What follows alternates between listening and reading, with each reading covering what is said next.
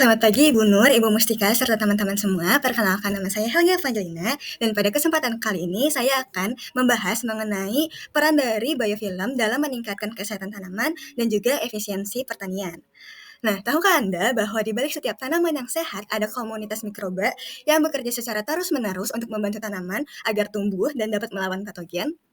Hari ini, kita akan menggali lebih dalam mengenai biofilm, sebuah inovasi alami yang menggabungkan mikroba dalam matriks pelindung untuk mendukung pertanian yang lebih sehat, efisien, dan juga ramah lingkungan. Nah, untuk memulainya, mari kita membahas mengenai bagaimana kondisi agrikultur Indonesia saat ini.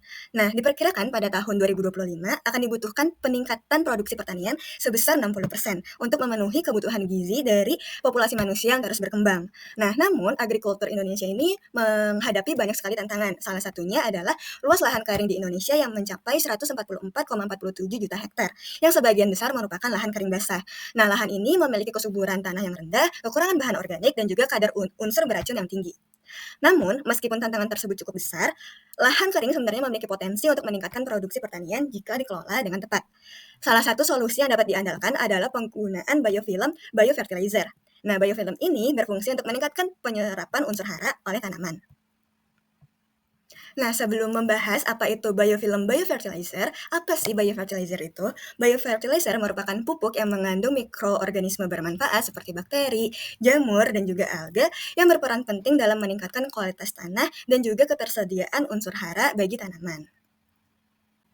Nah, salah satu komponen yang dikandung oleh biofertilizer adalah PGPR. Apa itu PGPR? PGPR merupakan komunitas bakteri yang dapat meningkatkan pertumbuhan tanaman, hasil panen, dan kesuburan tanah dengan cara mengkolonisasi akar.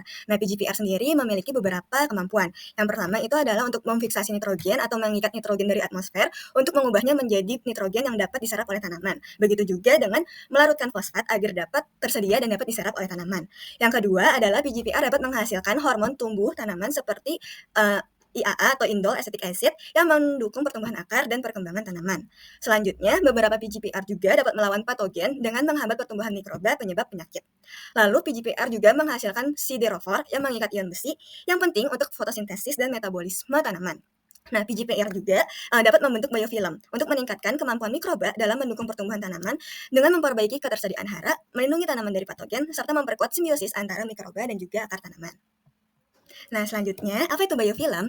Bayangkan sebuah komunitas mikroorganisme yang terhubung erat satu sama lain membentuk struktur perlindungan di permukaan tertentu seperti akar tanaman. Nah, itu adalah biofilm. Biofilm akan terbentuk ketika mikroba mengeluarkan matriks polimer ekstraseluler yang membuat mereka saling berhubungan dan membentuk lapisan pelindung.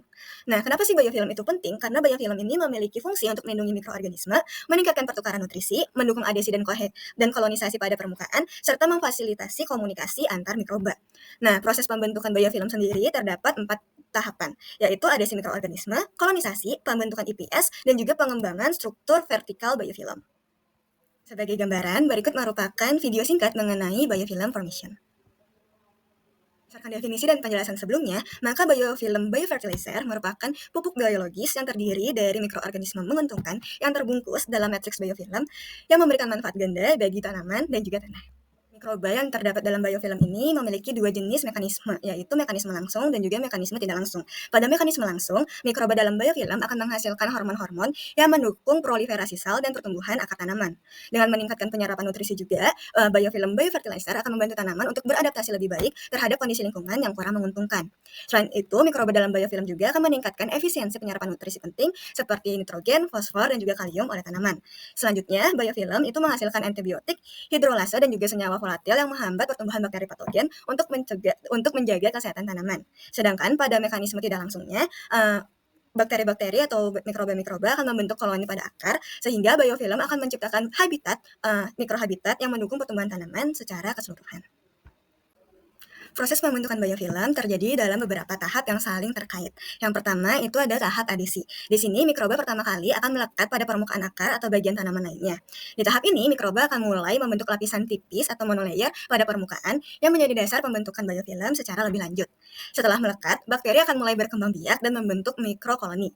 Pada tahap ini atau tahap proliferasi, bakteri mulai menghasilkan IPS atau matriks eksopolisakarida yang merupakan lapisan pelindung yang membantu bakteri untuk melekat lebih kuat pada permukaan dan berkembang menjadi koloni yang lebih besar. Selanjutnya, seiring waktu, koloni bakteri dalam biofilm akan berkembang dan membentuk struktur yang vertikal. Struktur ini memungkinkan distribusi nutrisi yang lebih baik dan pembuangan produk metabolik yang juga lebih efisien. Selain itu, bakteri akan mulai berkomunikasi satu sama lain melalui mekanisme yang disebut dengan quorum sensing, sehingga memungkinkan terjadinya koordinasi yang lebih baik dalam biofilm. Nah, di tahap terakhir, biofilm akan mencapai tahap matang. Nah, bakteri lalu akan lepas dan berpindah ke permukaan baru untuk memulai pembentukan biofilm baru di tempat lain. Berikut merupakan beberapa jenis penelitian pendukung yang sudah membuktikan bahwa penggunaan biofilm biofertilizer pada berbagai jenis komoditas itu berhasil meningkatkan kesehatan tanaman dan juga meningkatkan hasil panen. Biofilm biofertilizer memiliki berbagai manfaat utama yang tidak hanya meningkatkan pertumbuhan tanaman, tetapi juga mendukung kesehatan tanah secara keseluruhan. Yang pertama, biofilm itu kan membantu PGPR untuk bertahan hidup dan berkembang dengan melawan organisme pesaing, memperbaiki penyerapan nutrisi, dan beradaptasi dengan lingkungan yang berubah-ubah. Selanjutnya, biofilm juga mengandung sifat antipatogenetik yang memberikan perlindungan jangka panjang terhadap serangan patogen, menjaga tanaman tetap sehat meskipun terpapar oleh penyakit. Lalu, biofilm biofertilizer juga membantu tanaman untuk mengurangi stres lingkungan seperti salinitas, kekeringan, banjir, dan juga serangan patogen yang memberikan ketahanan lebih lagi dalam kondisi yang sulit bagi tanaman. Terus eksopolisakarida atau matriks IPS yang dihasilkan oleh biofilm itu mendukung pertumbuhan tanaman dan kesehatan tanah dan menjaga keseimbangan mikroba tanah yang sehat. Selanjutnya, penggunaan biofilm biofertilizer juga terbukti dapat memberikan efek terhadap efisiensi pupuk. Berdasarkan penelitian yang sudah dilakukan, penggunaan biofilm biofertilizer dapat mengurangi penggunaan pupuk kimia hingga 50%, meningkatkan hasil panen juga hingga 24%. Kemudian, kombinasi biofilm dan juga pupuk kimia dapat mengurangi kebutuhan pupuk kimia hingga 48% sambil meningkatkan efisiensi dari serapan nutrisi. Nah, selain itu juga penggunaan biofilm biofertilizer dapat mendukung fiksasi nitrogen yang efisien sehingga meningkatkan produksi tanaman. Selain terhadap efektivitas pupuk, biofilm biofertilizer juga memberikan efek terhadap struktur tanah. Di sini penggunaan biofilm biofertilizer akan memperbaiki struktur tanah yang terdegradasi akibat penggunaan pupuk kimia yang dosisnya berlebih. Kemudian dapat mengurangi dampak negatif seperti licin nitrogen dan juga kompaksi tanah serta mendukung keberlanjutan lingkungan dengan meminimalkan polusi dari penggunaan pupuk kimia. Biofilm biofertilizer juga terkenal sebagai biokontrol terhadap patogen. Beberapa mikroorganisme itu membentuk biofilm untuk melindungi tanaman dari serangan penyakit. Biofilm juga terbukti dapat mengurangi penyakit pada tanaman hingga 50% dan meningkatkan pertahanan tanaman dengan cara alami. Kemudian melalui mekanisme yang disebut quorum sensing, mikroba dalam biofilm dapat berkomunikasi dengan efektif dan mengkoordinasi tindakan untuk memberikan perlindungan yang lebih kuat terhadap patogen dan memperkuat sistem kekebalan tanaman. Nah, penggunaan biofilm biofertilizer sendiri juga sangat berpotensi untuk dikembangkan di Indonesia. Mengapa? Karena biofilm biofertilizer itu terbukti dapat mengurangi penggunaan pupuk kimia dalam pertanian konvensional di Indonesia. Nah, berdasarkan beberapa penelitian juga, penerapan biofilm biofertilizer pada tanaman seperti padi, tomat, bayam, itu terbukti dapat meningkatkan produktivitas melalui keragaman mikroba dan juga interaksi antar jaringan mikroba. Sehingga Indonesia memiliki potensi besar untuk mengisolasi mikroorganisme pembentuk biofilm sebagai biofertilizer, mengingat banyaknya petani yang menanam padi, tomat, dan juga bayam. Sebagai kesimpulan, biofilm biofertilizer merupakan pupuk hayati yang menggunakan mikroorganisme dalam matriks biofilm untuk meningkatkan kesuburan tanah dan hasil tanaman melalui fiksasi nitrogen dan pelarutan fosfat.